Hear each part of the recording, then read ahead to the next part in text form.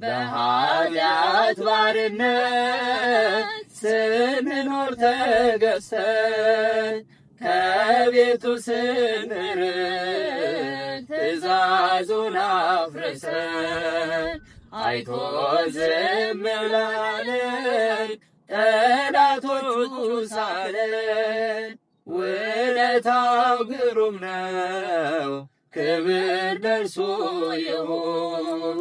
ውለታው ግሩም ነው ክብር ለእርሱ ይሁን። እልል በሉ